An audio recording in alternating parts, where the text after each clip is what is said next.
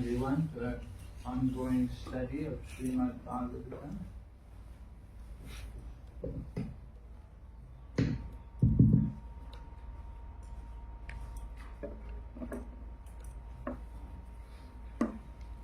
We're on Canto 6.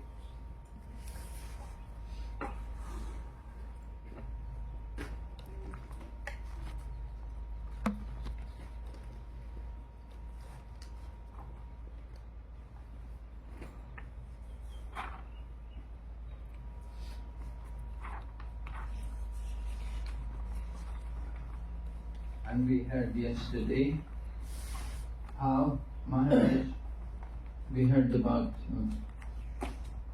Sukadeva Goswami's recounting the history about the king from Surasena, Maharaj Chitraketu. And he was telling how Chitraketu very badly wanted to have a son.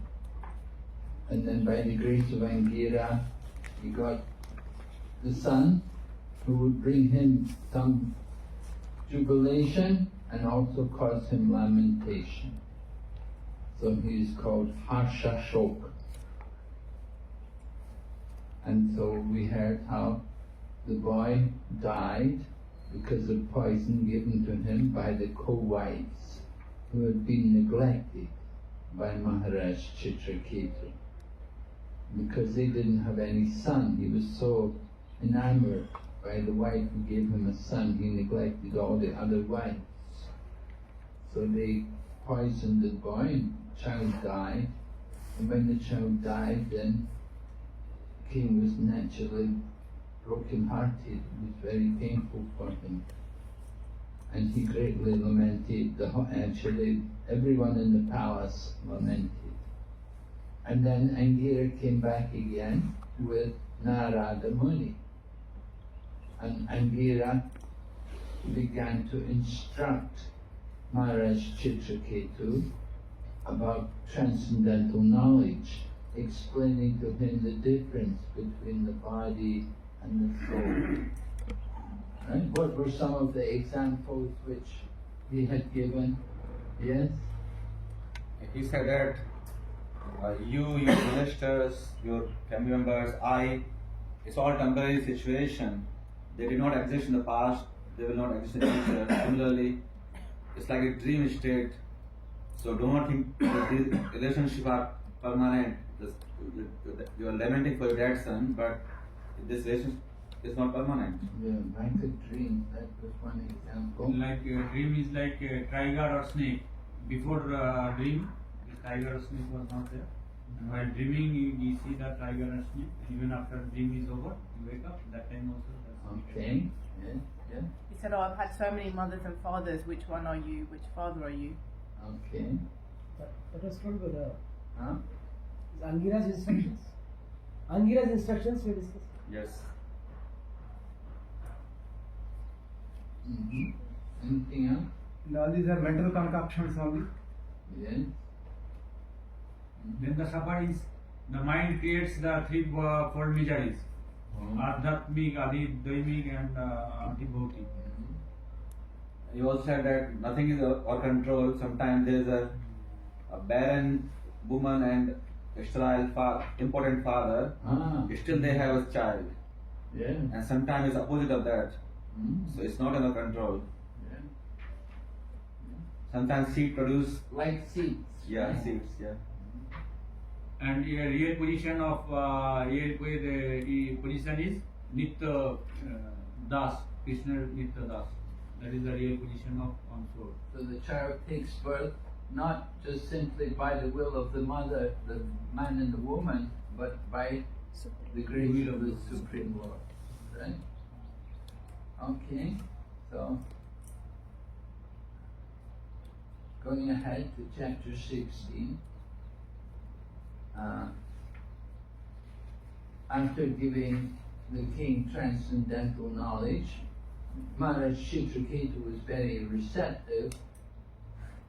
He was in so much distress, but he heard Angira and he was appreciating. And And then the sages, Narada and Angiri, they told Chitraketu that actually you're an advanced person, you're actually quite advanced from your past. Somehow they knew something about the king. Of course, just to be born in a position to be the king, especially he was the king of the whole world, right? And 10 million wives. Huh? 10 million wives. Yeah, so he must have had some kind of past, to put him into that position. In order to get that position with so much opulence and so many people serving him, he must have had some good past. At the same time, there must have been something that he's not getting a son, he's not able to enjoy it. Anyway, they told him that you shouldn't lament for what's temporary. That the son and the relationships we have with the material bodies is all temporary. And then Narada said, I will give you a mantra. Narada said he's going to give him a mantra. And by the power of that mantra, 7 days. yeah, You will see the Lord in 7 days. right. And this mantra had been chanted by demigods like Lord Shiva. They'd all used it to take shelter of the lotus feet of Lord Sankarshan. So, we're going to hear about the mantra today. Let's see, text 1. Narada, first of all, Narada Muni brings the dead boy back to life. Right? People like to hear philosophy from children. It has a very powerful effect on them. And sometimes we do that also in our temples. We have young children come and speak. Do they do that in your temple? Do you have children speak? Yes. In Chaupati, I think they do sometimes. They have these children, good, pretty well-educated children, and they can come forward and they can talk for a little while, and they can give, and they give the children a chance, to do things like maybe once in a month or something. A child will give talk. So anyway, people like to hear from children. They'll pay much more attention to the child speaking than to any, ordinary brahmachari, sannyasi, whatever. But when a little child comes on, then everybody, it's the human nature. So Narada brought the dead son into the vision of all the lamenting relatives by his mystic power. Actually, they say Narada himself entered into the body. So, something like that. Who said? Huh? Who said? In the text it says like That also you can do.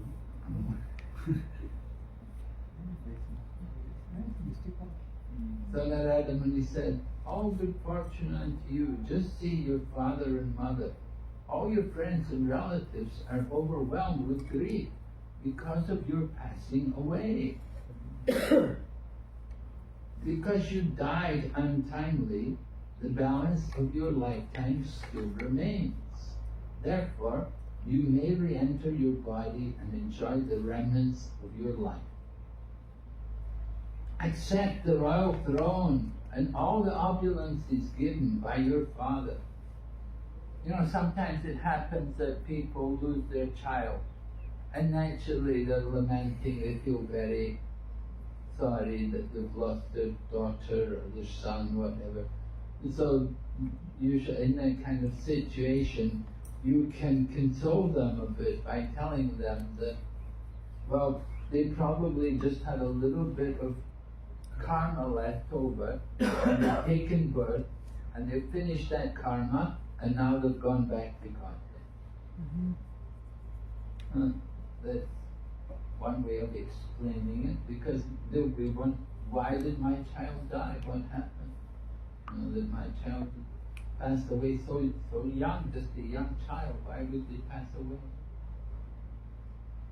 There was one devotee, he's also passed away now, but he had a child. I remember he had a child, his wife delivered a child, and he said the child was born in Vrindavan and never did any sin, but died after something. He somehow got some medicine or something and took all this medicine and died. And so he said the child was born, brought up in Vrindavan, born in Vrindavan and lived in Vrindavan, never did anything sinful, but still died. So he said, must have been that the arrangement of the Lord, that they had just some time left in the material world, and they just had to finish that time, and when that time was over, then they left. Go back to Godhead. Or at least go on to some better destination. Because they never did anything sinful in this life at least, but still they died. And so the Lord has some reason for it. Material nature, under the control of material nature. Daiva Nitrena, right? Living entity comes for Karmani something. Daiva. Karmana Daiva Nitrena, thank you, yes, Karmana Daiva Nitrena. And so live for some time and then goes on. So here Narada Muni is saying to the young boy, he's saying that, why are you leaving? You know, that you've taken birth here, you died untimely, the balance of your life still remains. But does the balance remain? You know, that's just the way, he's just saying that to the child to see if he can convince the child to stay.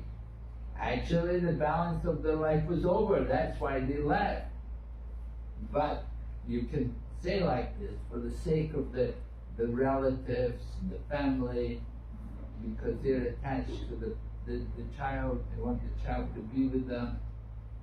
So you can speak like that. You see, by the mystic power of Narada, the living entity re-entered his dead body for a short time and spoke in reply to Narada Muni's request. And we saw similar situation. Where have we heard this kind of thing before?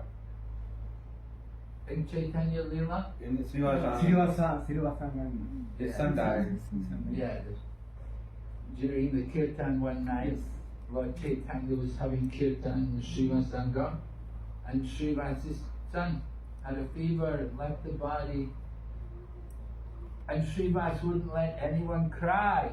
He told the mother and all the other ladies, no crying. I don't want you to disturb Lord Chaitanya's kirtan. And then the next morning, Lord Chaitanya, after the kirtan's over, the next morning, Lord Chaitanya, I feel something inauspicious has taken place in this home. What has happened? Why? I'm feeling there's some tragic event took place. What has happened? Tell me. And then Srivas explains, and Lord Chaitanya said, oh Srivas, you didn't even tell me. Your child died and you didn't bother, you didn't like to disturb me. Lord Chaitanya was so impressed, you know, the mood that Srivas had that mood. He didn't want to disturb Lord Chaitanya with some family affair. Anyway, Lord Chaitanya brought the child back to life for a little while also. So here, the boy comes back to life, and he says, according to the results of my fruitive activities, I, the living being, transmigrate from one body to another, sometimes going to the demigods, sometimes the lower animals, vegetables, sometimes the human species. Therefore, in which birth were these my mother and father? No one is actually my mother and father. How can I accept these two people? Look, you could imagine how the parents would feel if they're standing there looking, they're thinking, my child. But the child saying, which mother and father are they? You've had so many mothers and fathers. And Prabhupada gives another explanation here. Actually, however, he was not their son. The living entity is the son of yeah. And because he wants to enjoy this material world, the Supreme Lord gives him a chance to enter various bodies. Right? We've all taken birth because we wanted to enjoy different. We wanted to enjoy this material world.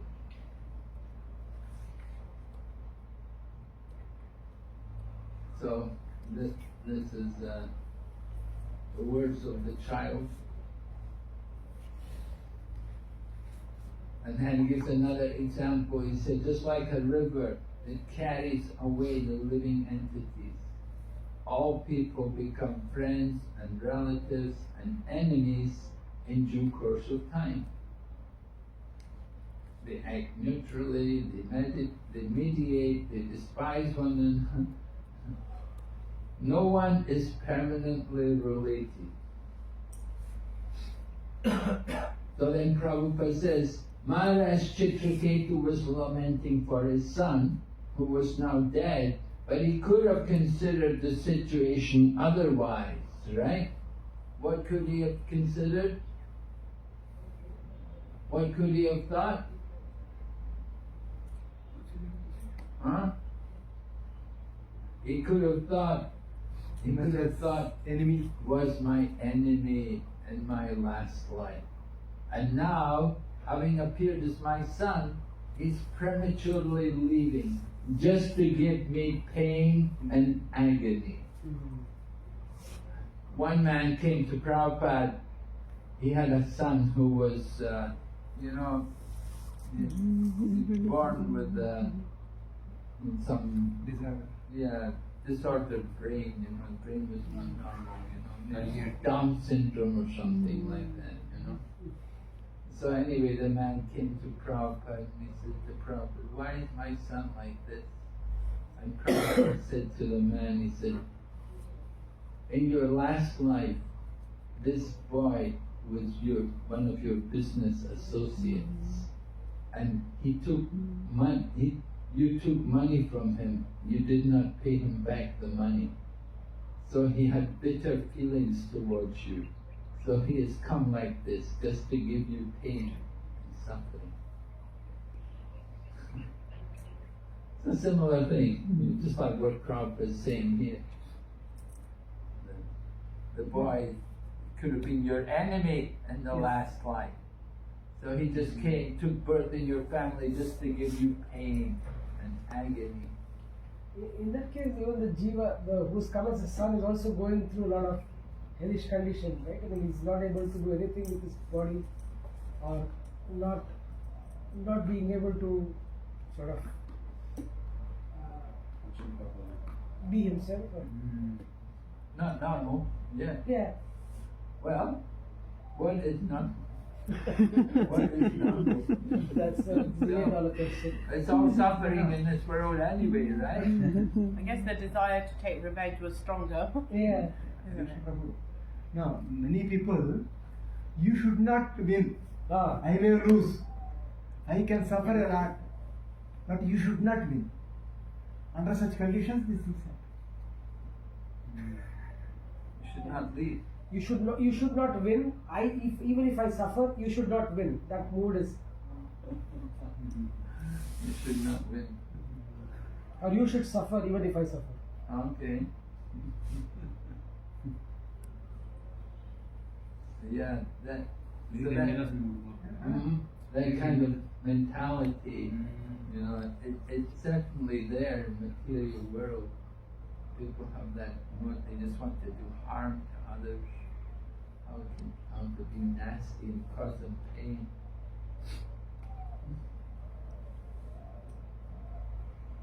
So, another example is given. Gold and other commodities transferred from one place to another.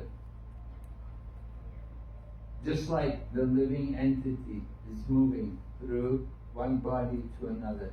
So the same way somebody gets the gold and then they sell it and somebody else gets the gold. Or somebody steals the gold from them and they get the gold.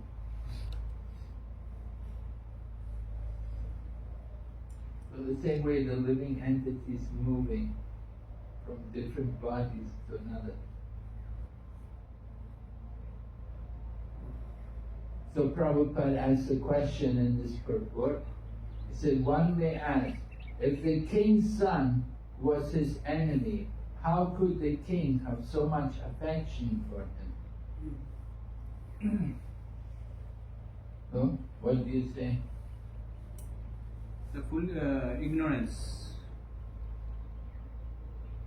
Yeah, they didn't. The king is not thinking that it was my enemy. The king is not conscious about the previous life. The king is just thinking, my son.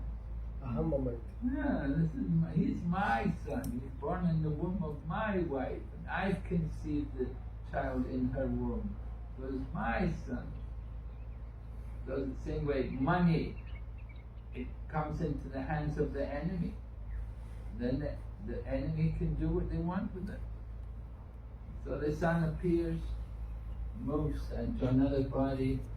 The money does not belong to one party or the other. Money is always money, but in different situations it can be used as an enemy or a friend.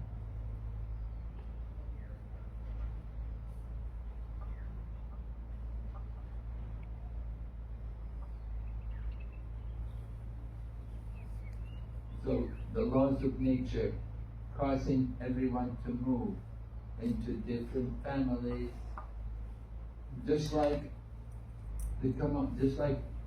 commodities are purchased and sold. So it's the arrangement of material nature. It has no meaning. It is called delusion.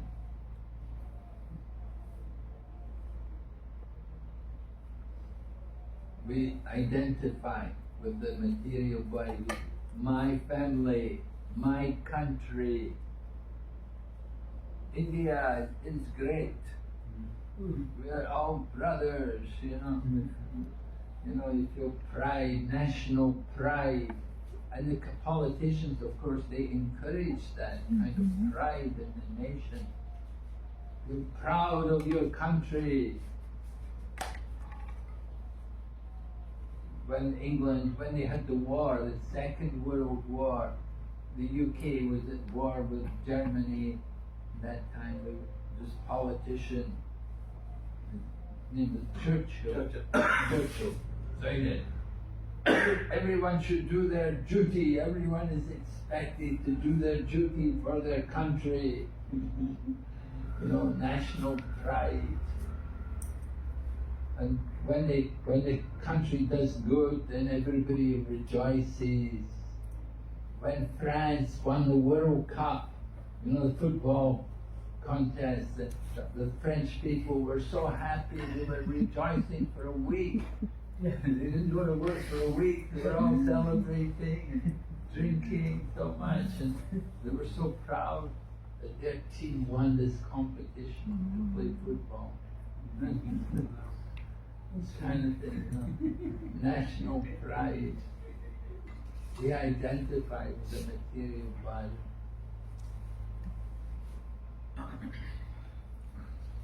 So, of course, people have forgotten what is the real goal of life. And the real business, real duty is to get a spiritual master. And by the grace of the spiritual master, then you get Krishna.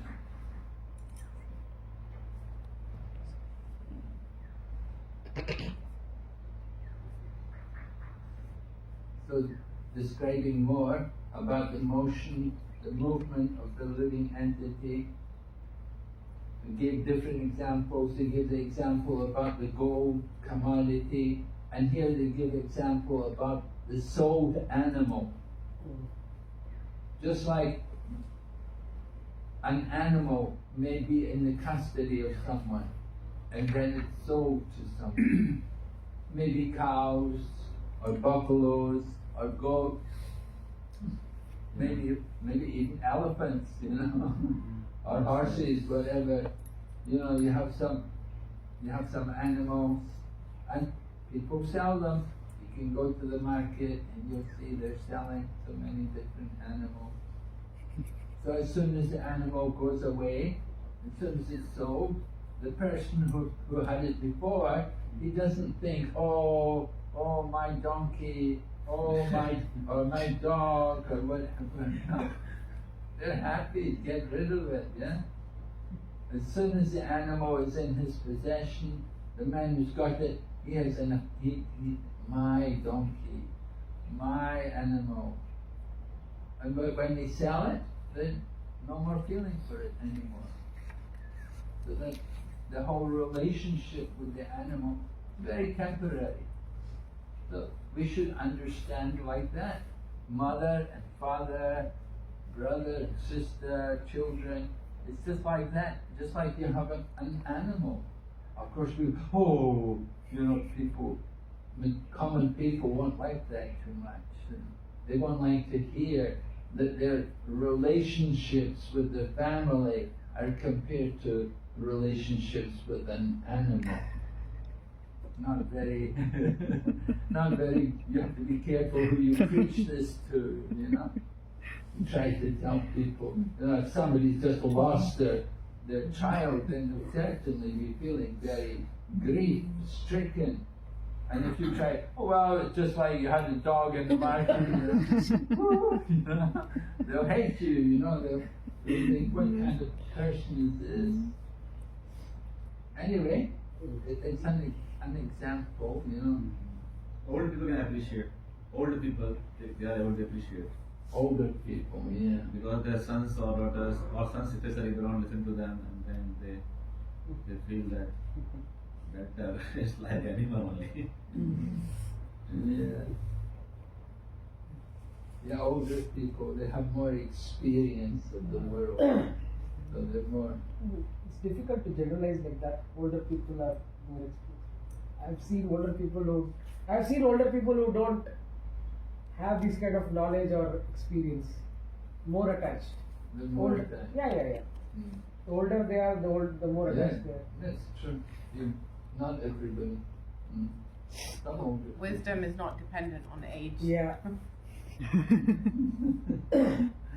Anyway, yeah.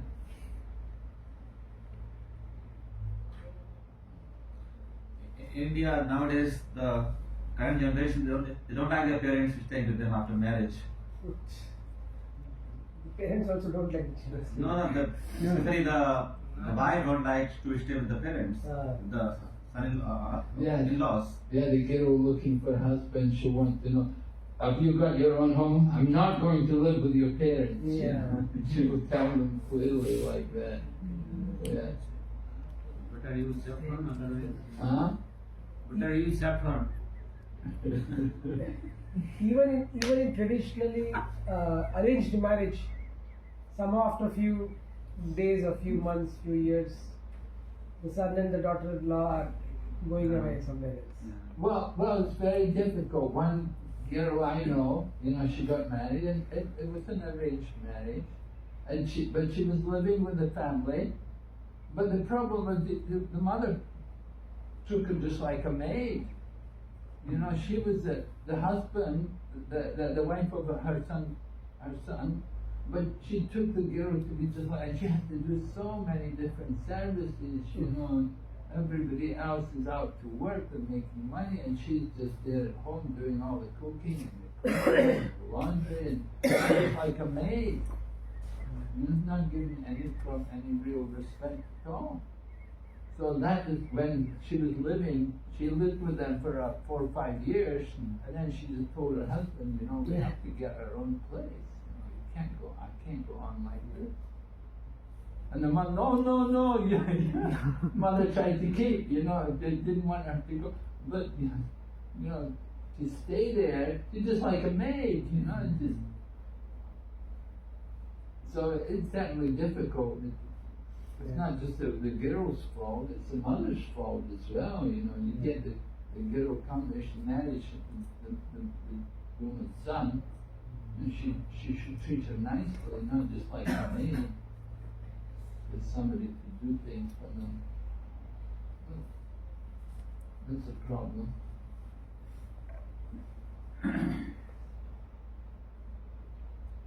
So still more on this, the Gyan, still talking more about this relationship with the bodies and how it's temporary.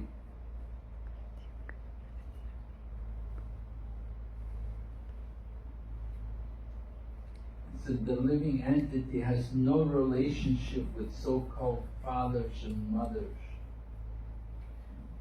He appears as the son of a certain father and mother as a result of his past activities. He is a connection with the body given by that father and mother.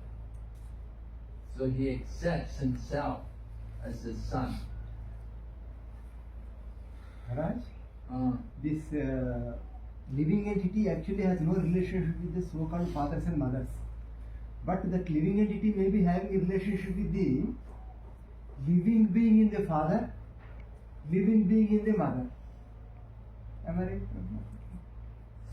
Yes, well, but we all have a relationship with all living entities, not just only the living entity in the father and the living entity in the mother. You cannot say, oh, it has a relationship with the living entity in the... We have a relationship with all living entities. Krishna is the father and we're all the parts and parcels. All living entities. No, if there is no relation, then how that qualities are picked up? The son gets qualities of the maternal side, daughter gets the qualities of paternal side. Not specifically. Some qualities may be there. Yeah, something. That's usually why they're put into that body. Because they have that particular nature. So they're put into that family, they're put into that because they had that tendency from the previous life. So then they're put into that family again. Like Ravi Shankar, you know, the famous sitarist. There was a famous sitar player, Ravi Shankar. So they said he took birth as a sitar player like 9 times. You know, he was taking birth again and again. You know, playing the sitar. And you get children, of course, they can play the piano, you know, they play the piano. But nobody taught them. They just sit there and get up on the piano and they start playing some from the previous life.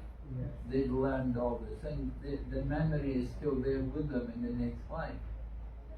And some people, of course, painting, drawing pictures, art, and some people, you know, very expert, can do very nicely.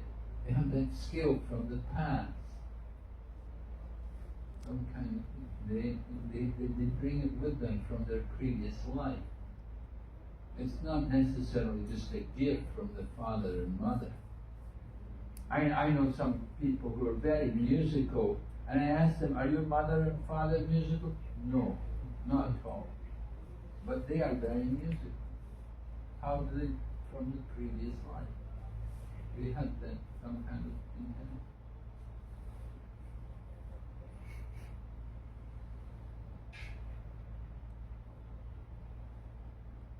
Just like devotees, you know, devotee couples, they get devotee children. They get children who are very, you know, very inclined to be devotees. But you get children also who are devotees, the mother and father are not devotees at all. Right? Not everybody is from a devotee family. Is your mother and father devotees? Yes? Oh, very nice. You're lucky. Not everyone. Some people see very fortunate is born devotee family, pious family, but not everyone. And Prabhupada, of course, he was born like that. Bhakti Siddhanta Saraswati from the past. So from the childhood, then they have the opportunity to immediately take up devotional service.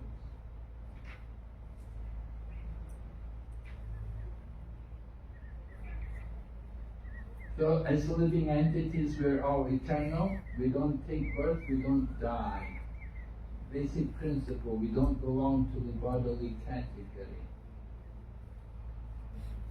And then here they're comparing the living entity to the Supreme Lord. Equal in quality to the Lord. But we are very small.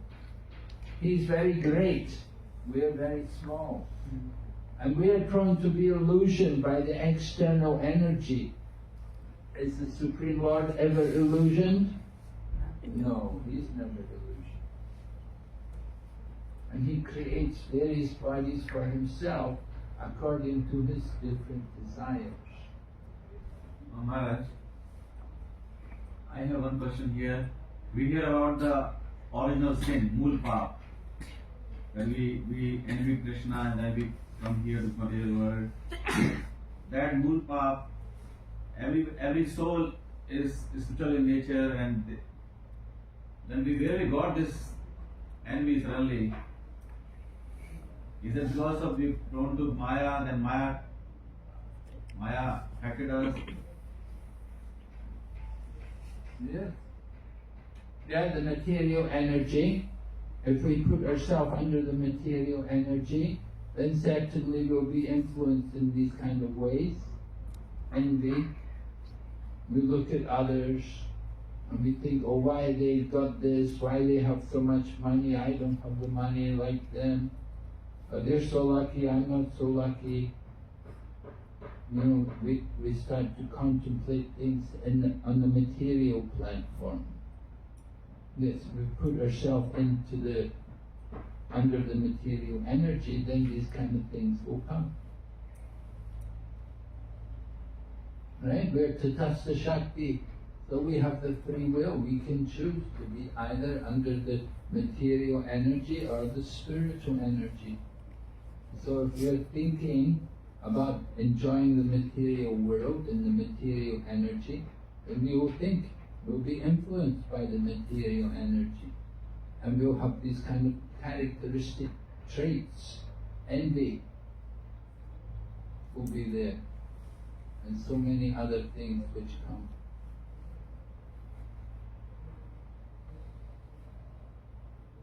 So the living entity is different from the body. No one is dear, nor is anyone unfavorable. He makes no distinction between that which is his own and that which belongs to anyone else. He is one without a second. He's not affected by friends and enemies. He is an observer, a witness of the different qualities. Prahlad Maharaj was telling his father Hiranyakashipu not to think in terms of friends and enemies. Prahlad wanted his father to come to the spiritual platform, to see everyone equally. Of course, Hiranyakashipu didn't want that. Hiranyakashipu wanted Prahlad to be a good demon, and the demons will make distinction. Who is a friend and who's an enemy. This person is my enemy, I will have him killed. This person is my friend, I will have him rewarded. Like that. Material distinction, making distinction. So we have to learn to distinguish between the two kinds of consciousness. When are we in the bodily consciousness? And when are we being Krishna conscious? If we're thinking, I like this, I don't like that, then this is a bodily consciousness.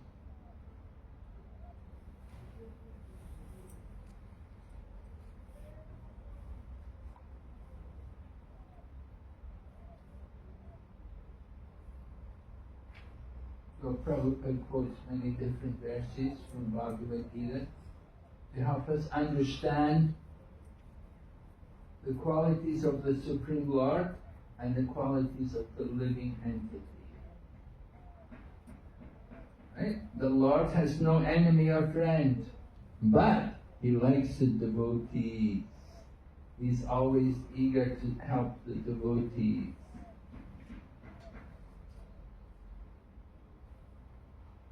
He doesn't like those who are envious of His devotees. The Lord protects the devotees, and the Lord sometimes kills the enemies of the devotees. Just like Hiranyakashipu was killed by Lord Nrsimhadev.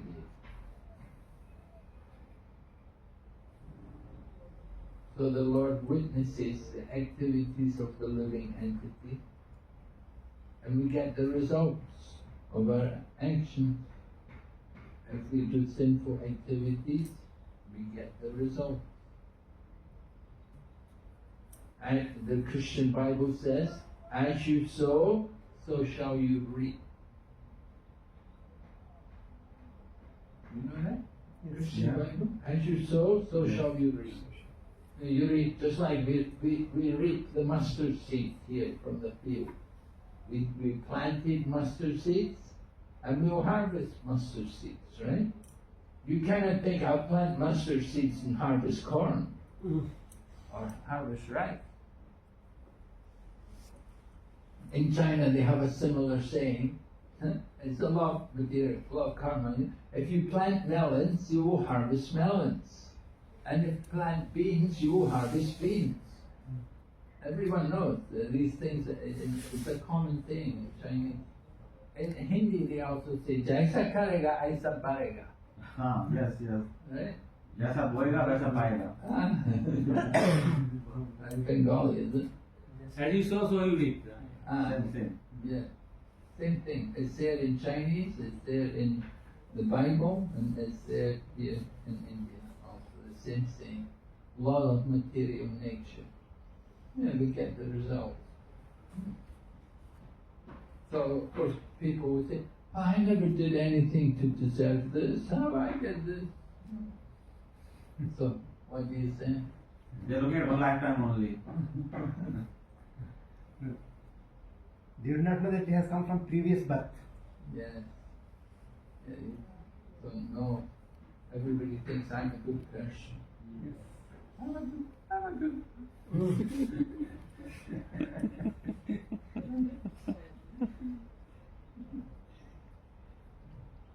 Nobody likes to admit our sin.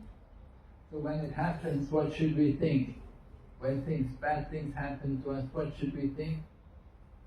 It's a karma Lord. This is because of our prarabdha karma. That is the fructified. Gunjana evattak samvita. Jana ibat. Bhakti Viveka Yamukti. The same compound. We talked about that very yesterday. Tattenukampa, the one who tolerates all adverse conditions, but goes on with their devotional service, engaging the body, mind, and words in the service of, then he is qualified to become my unalloyed devotee. Right? When things go bad, we say, thank you, Krishna. Thank you. Using up my bad karma, getting rid of my bad karma.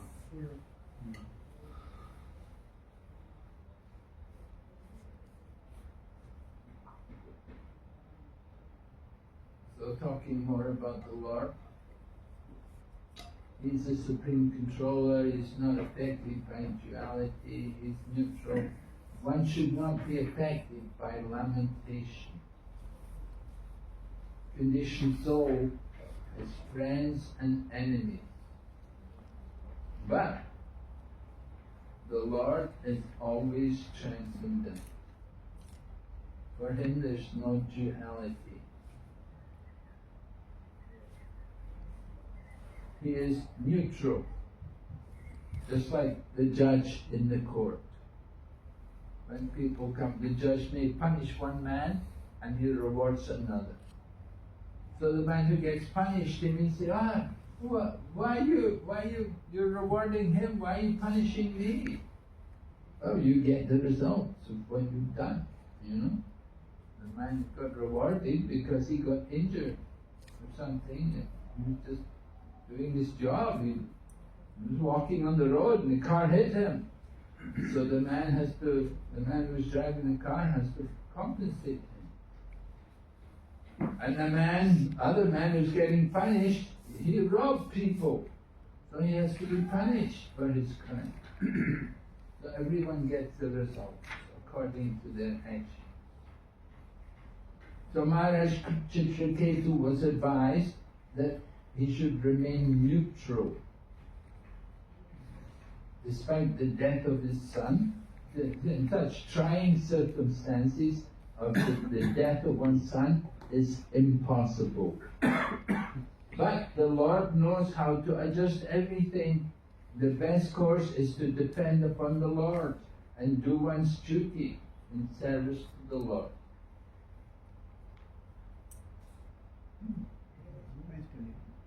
So, Karma Yoga.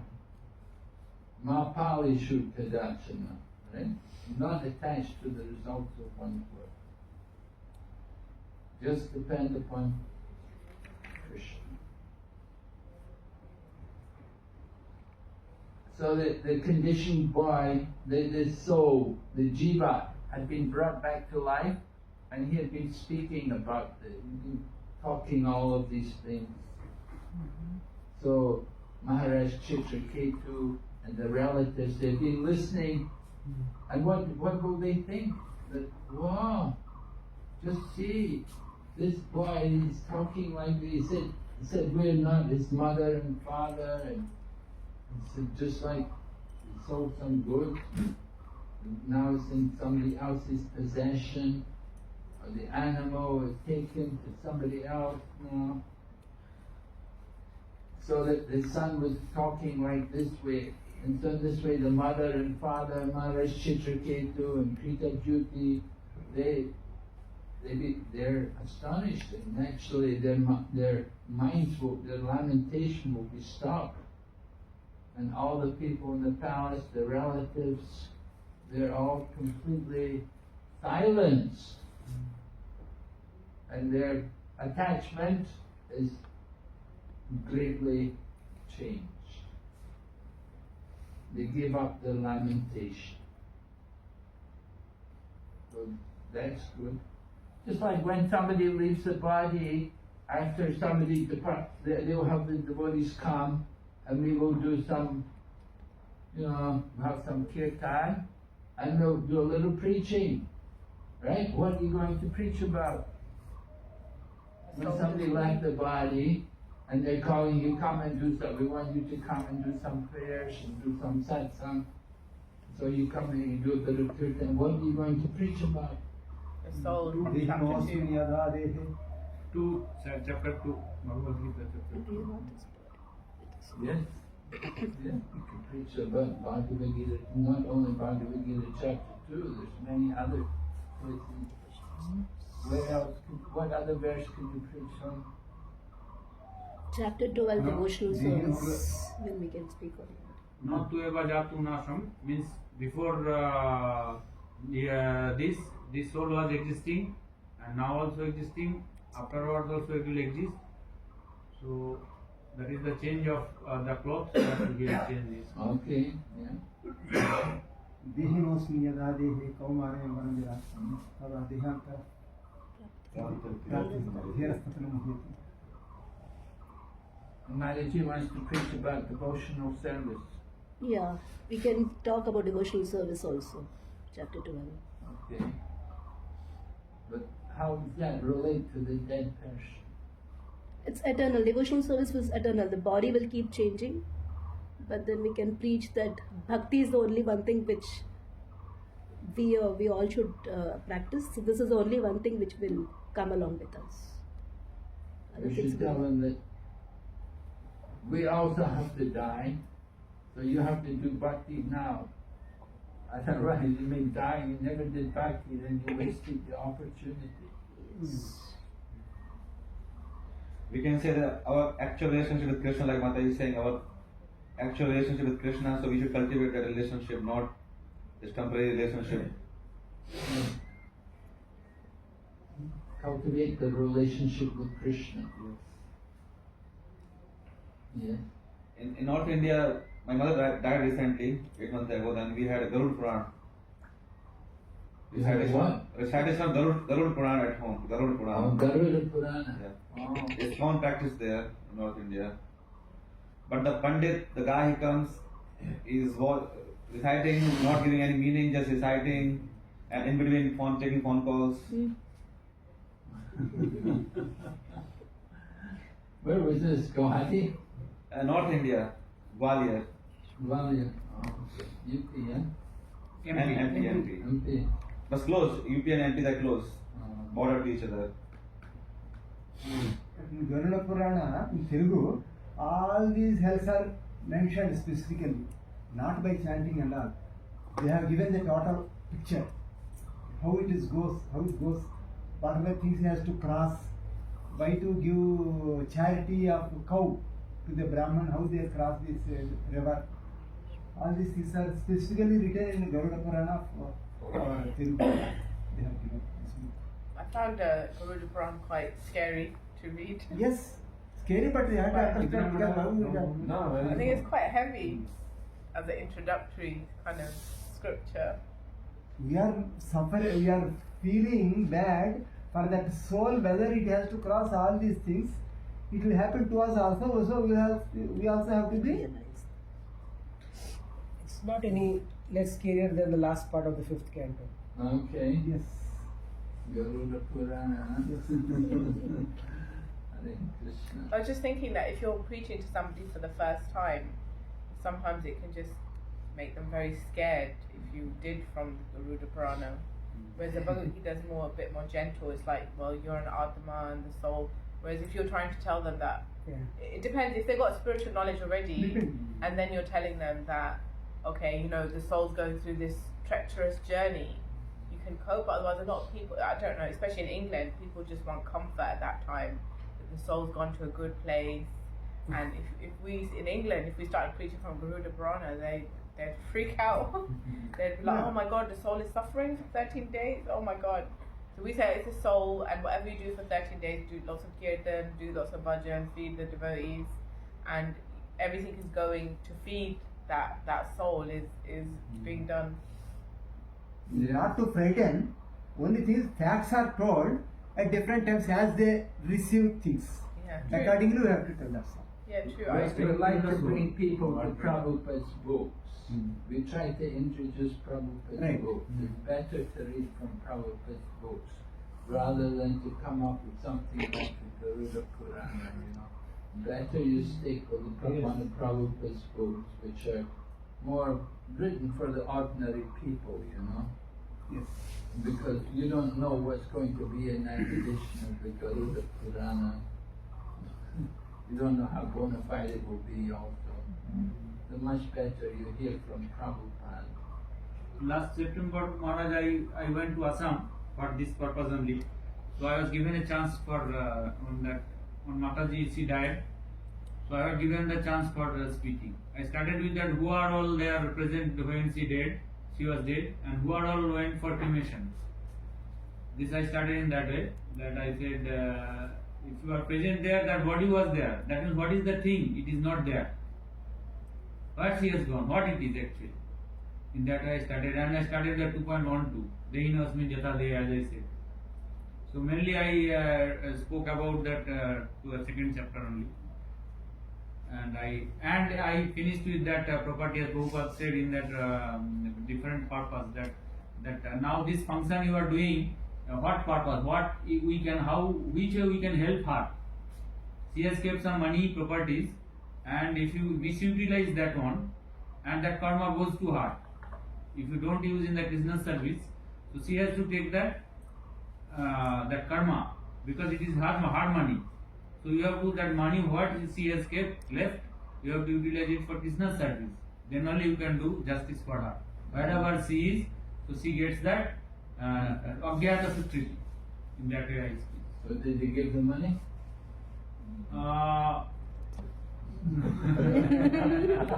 But no, they won't give money. Yeah.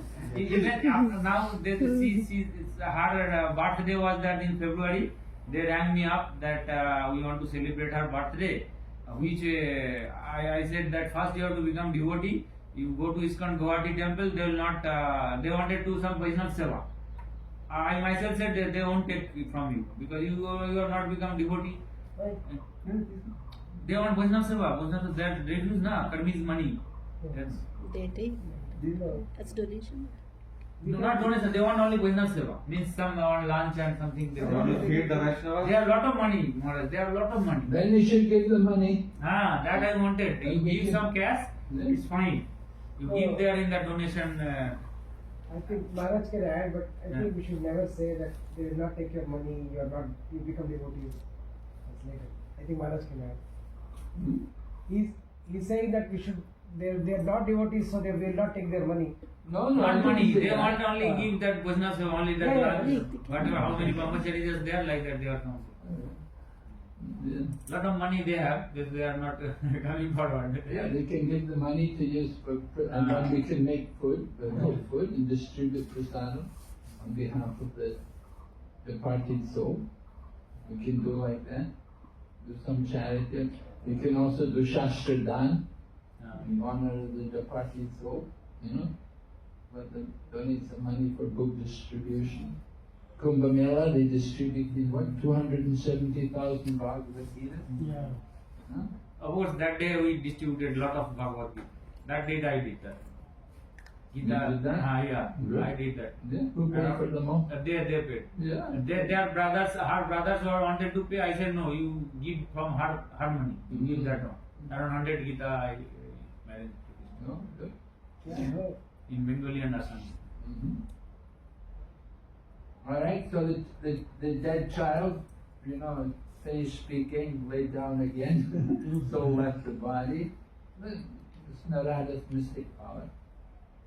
So then, after healing from the dead child, their attachment was cut, so they're ready to do the funeral ceremony and they burn the dead body, the dead child's body. Actually, usually you don't burn the dead child's body. Usually you just burn Body, it. yeah. Up to certain age they bury. Yeah, after a certain age you bury.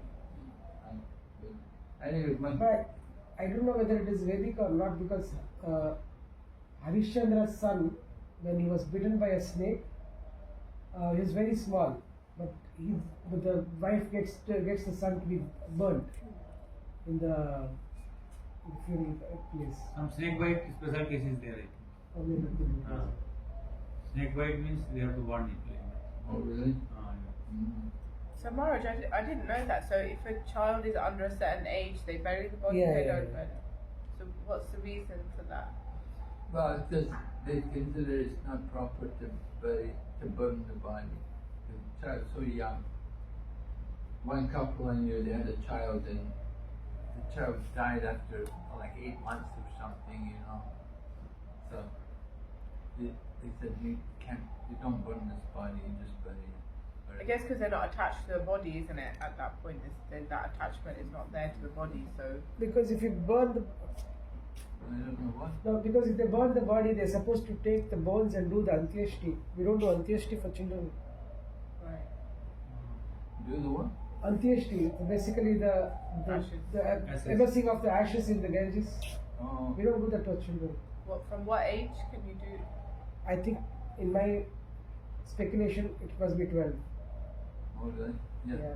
12 is a significant spiritual number. It's my speculation, somebody can guarantee. I don't know. But I know one couple, they had a child and it died after it was only a few months old. They said you can't burn the body, you just bury it. So here they did the burial, they did the burning, cremation, and then of course that helps people also to detach themselves from the body. No. Chinese, they keep the body around for about a week before they do the cremation. Crematorium. But in India they do it before the nightfall, right? During the day you do it before the nightfall. Sometimes they also wait for relatives. That's very weird. 1 or 2 days. 1 or 2 days they wait for relatives nowadays. Not 2 days, 2 nights never go. Maximum 36 hours. Never would allow. Never there are 2 nights.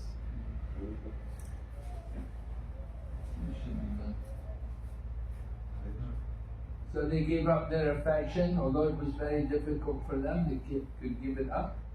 And the co-wives also who had poisoned the child, they were also very ashamed, and they lost all their bodily luster, on account of their sinful activities. They lost all their bodily luster, and they gave up their ambition to bear children. So previously, they were thinking we should have a child, but now they think, no, I want a child. And they all went to the Yamuna and they bathed and atoned for their sinful activity. So Prabhupada says killing children has been done for a long time, since time immemorial. But in the past it wasn't done very often. But now in the age of Kali, very common.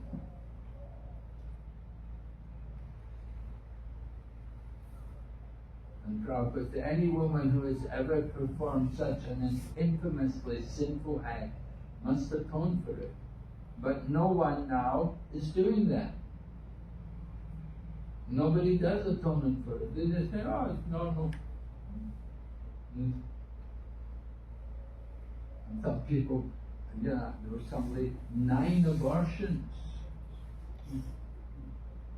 Incredible. What to do? Maharaj, in my village, my father's time, there was only one girl in the whole village. They killed all the girls. Not by abortion, just by putting tobacco in the mouth and suffocating the girl. We killed all the girls. Yeah, because of the, I was telling them that they think it as a responsibility that you have to pay dowry for her. So the mother herself, she would put tobacco in the mouth, to stuff the tobacco, and then she would die suffocating.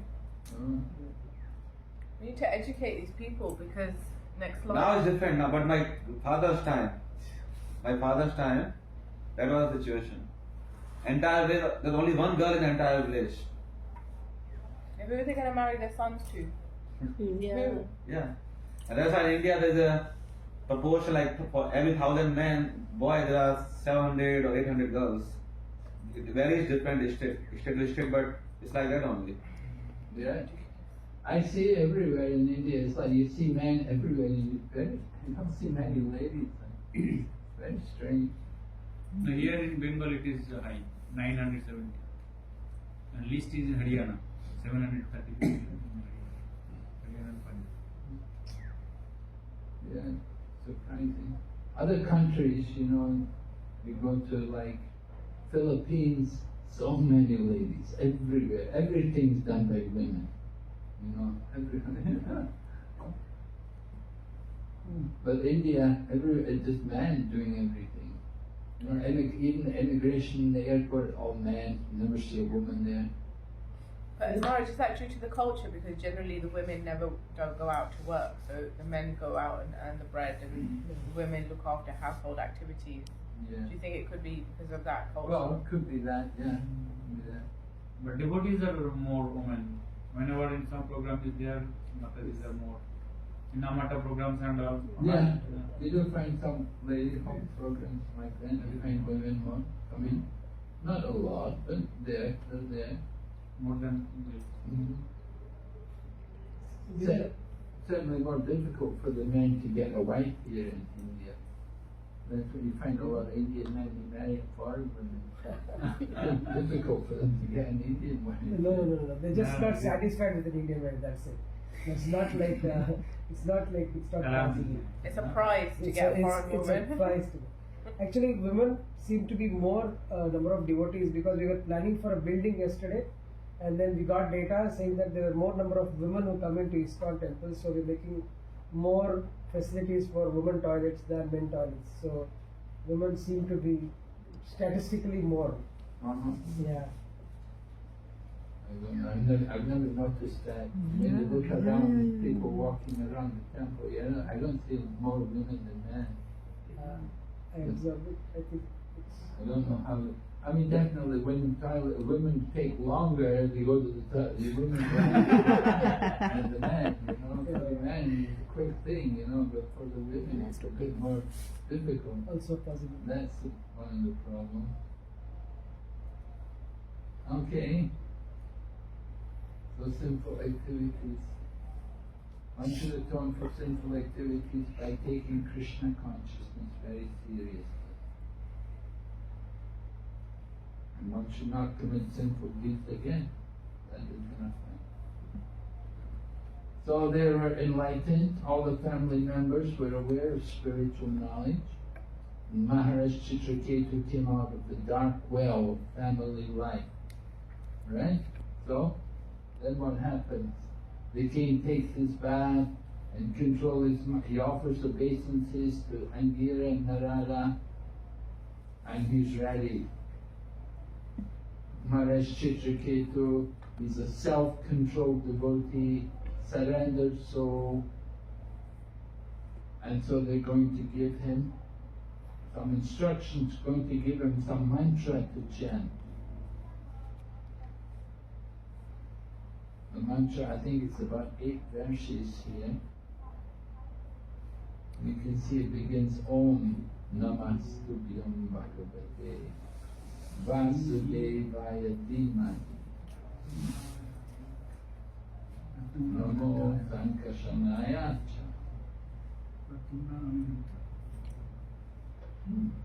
But, if you want to be like Chitraketu Maharaj, you can chant this mantra. Don't drink, don't eat for 7 days. Just chant this mantra. So, you can see the first verse of the mantra. Different names of the Lord. Vasudeva, then the Chaturvyuha, Pradyumna, Aniruddha, Sankashan.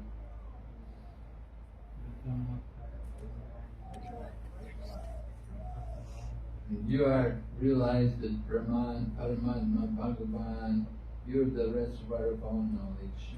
Is this mantra is prescribed for us also? Is this mantra is prescribed for us also? No. Is that in the prayer book? No, it's not for us, but it's here. So anyway, the mantra is there. We're giving this mantra, 8 mantras. We chant, we have our mantra, we have Om Namo Bhagavate Vasudevaya. Prabhupada quotes it. We have our own Hare Krishna mantra. There's so many mantras. So different names of the Lord are mentioned and Prabhupada discusses them. Brahma Samhita, Advaita, the Lord is Advaita, the Lord is Achyuta.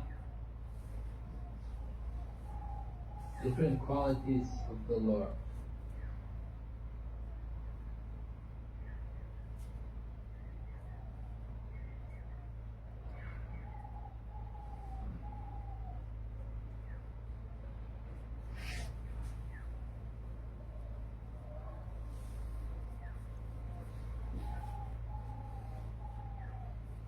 So Prabhupada said, the idea that Krishna's body is like ours is a misunderstanding. In other words, people think that Krishna's body and soul are different. Are they different? No. No. There are no such differences for Krishna. His body is full of knowledge. But we receive material bodies because of a lack of knowledge. Prabhupada is referring to this Vice President of India, he spoke like that. No. Radha Krishna. Radha Krishna. When Krishna says, surrender unto me, he says, surrender unto the inside Krishna, the one who is inside Krishna, like that. he was Inside speaking. us. Mm. So, Prabhupada, you can see at the end of the purport, he said, he can see with his hands and legs. He does not need a particular bodily part to perform a particular action.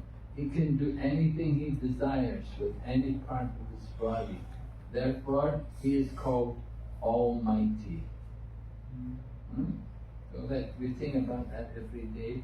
Angani Yasha Shakamantriya Vighna. And then again, you can see the next verse, the second verse of the prayers, comparing or differentiating the living entity from the Lord. That's already been done in other places, but here again, emphasizing the difference between the living entity and the Lord. That they're different.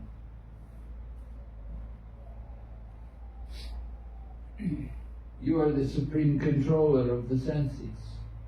We are struggling to control the senses. Your expansions of forms are unlimited. We are very limited. You are the greatest. We are not the greatest. Like that. So many points there. We can compare the Supreme Lord to the living entities.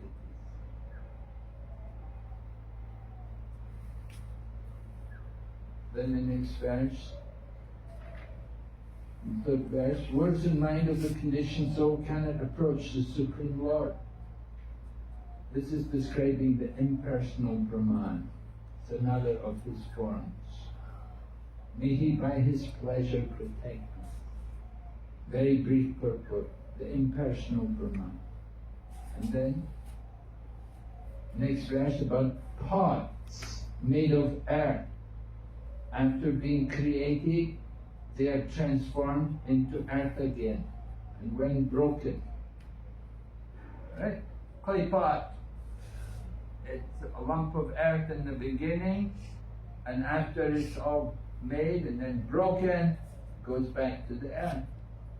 So the same way the material world is caused by the Supreme Brahman, situated in the Brahman and annihilated in the Brahman.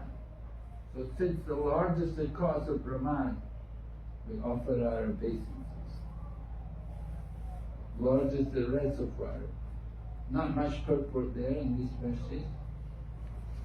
So then the next one, Supreme Brahman emanates from the Supreme Person. Although untouched by anything material, it exists within and without. And then there's no purport. Yeah. And then another example, this one. The example is about iron. Metal, iron has the power to burn when red hot. So the body, senses, living force, although lumps of matter, they can only function when they have the consciousness of the Supreme Lord. Iron cannot burn without being heated. In the same way, the bodily senses cannot act unless favored by the Supreme Brahman. And then Prabhupada comments on that. And then the final verse of the prayers, describing how the Lord is situated in the spiritual planet, in the spiritual world. His lotus feet are massaged by the devotees. You are the Supreme Person mentioned in the Purusha Sukta prayers. You are the most perfect. I want to offer my obeisances unto you. Right? So this is the prayers of the mantra given by Sukadev, by Narada, right? Chitra Ketu. So we'll take a break and we'll come back and try to finish this chapter.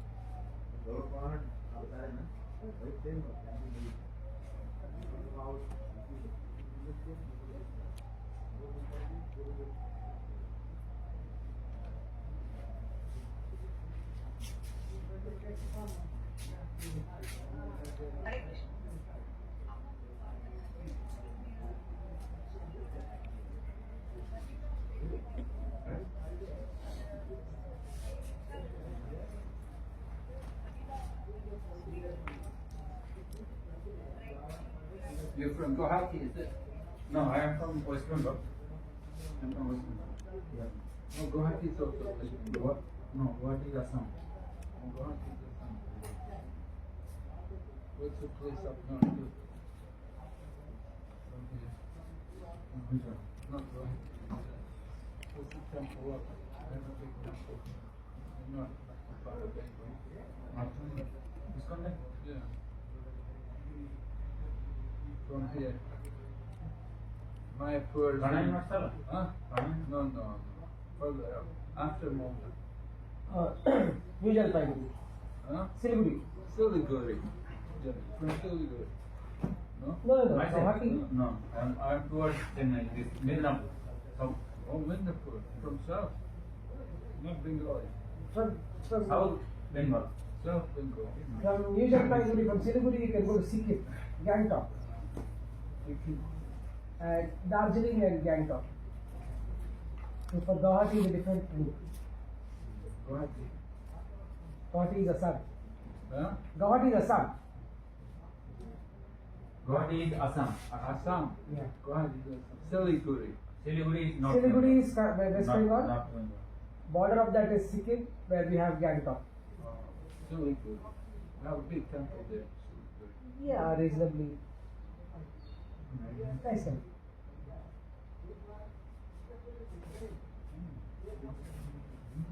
Nothing big as compared to Mayapur. You are cannot get any help.